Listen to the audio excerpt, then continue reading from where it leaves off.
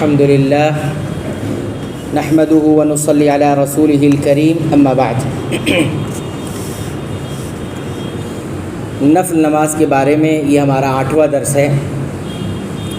پچھلے درس میں یہ بات بتائی گئی تھی کہ آج کے درس میں ظہر کی سنت موقدہ چاہے پہلے کی ہو چاہے بعد کی ہو، اگر قضا ہو جائے، چھوٹ جائے تو کیا حکم ہے۔ قضا کا مطلب یہ ہوتا ہے کہ جو نماز جس وقت کی رکھی گئی ہے اس وقت نہ پڑھ کر اس کے وقت کو ہٹا دیا جائے اسے۔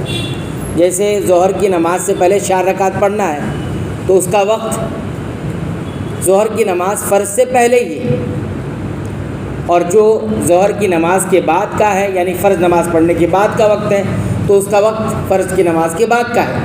اب ان دونوں وقت میں اگر کوئی نہ پڑھ سکے تو کیا حکم؟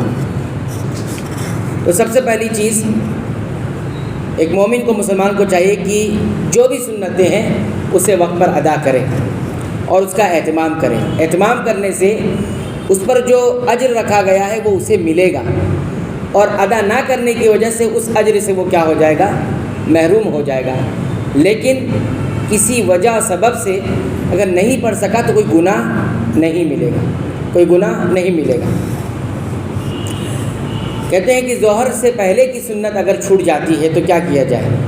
اگر کوئی شخص ظہر سے پہلے کی سنتیں نہ پڑھ سکا ہو تو وہ فرض کے بعد ان کو پڑھ سکتا ہے، یعنی ظہر کی فرض پڑھنے کے بعد پہلے کی جو چھوٹی ہوئی سنت ہے وہ پڑھ سکتا ہے۔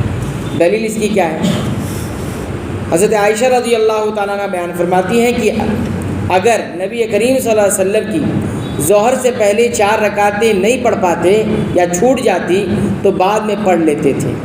تو سنت سے یہ چیز ثابت ہے، خاص طور پر ظہر کی، کہ آپ صلی اللہ علیہ وسلم اگر کبھی کبھار کسی کام کی وجہ سے مشغول ہو جاتے، نہیں پڑھ سکتے، تو ظہر کے بعد اس کو پڑھ لیتے تھے۔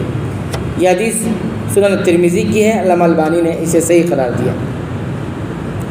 اب اگر ظہر کے بعد کی سنتیں قضا ہو جائیں، نہیں پڑھ سکے، اگر کسی وجہ سے ظہر کے بعد کی سنتیں نہ پڑھ سکا تو بعد میں جب موقع ملے، چاہے عصر کا وقت آ چکا ہو، تب بھی وہ قضا کر سکتا ہے۔ دلیل اس کی، نبی کریم صلی اللہ علیہ وسلم نے ایک بار ایسا کیا۔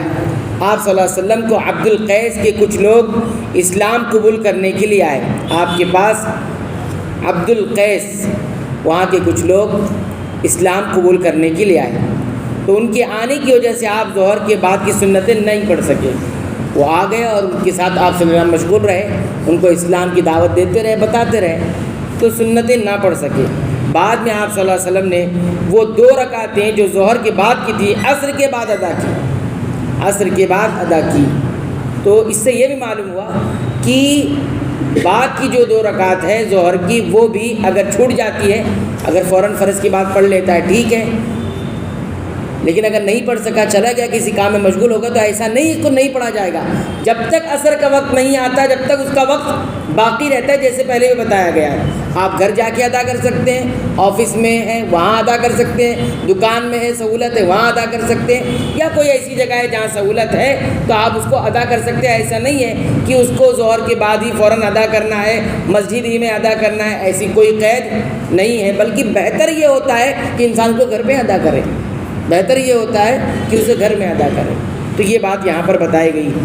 تو نبی کریم صلی اللہ علیہ وسلم نے وقت نکل جانے کے بعد، قضا ہو جانے کے بعد، قضا کا مطلب سمجھے جو پہلے کا وقت ہے ظہر سے پہلے اس کو اس وقت نہ ادا کر سکا، تو ظہر کی فرض پڑھ لی آپ نے، قضا ہو گئی، وہ اب اس کا وقت نکل چکا ہے۔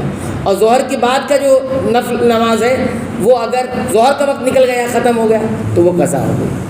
تو یہ قضا اس کو کہتے ہیں، ورنہ جب تک وقت رہے گا وہ قضا نہیں ہوئی ہے، وہ ادا کے وقت میں ہے، انسان کو اس کا اجر ملے گا۔ تو بہرحال 2 رکعتیں نبی کریم صلی اللہ علیہ وسلم نے جو بات کی تھی وہ عصر کے وقت آ جانے کے بعد ادا کی، بلکہ عصر کی نماز کے بعد ادا کی ہے۔ اور آپ کو ادا کرتے ہوئے جب صحابی نے دیکھا تو یہ پوچھا، اللہ کے رسول ہم کو عصر کے بعد منع کرتے ہیں اور خود پڑھ رہے ہیں، یہ کون سی نماز ہے؟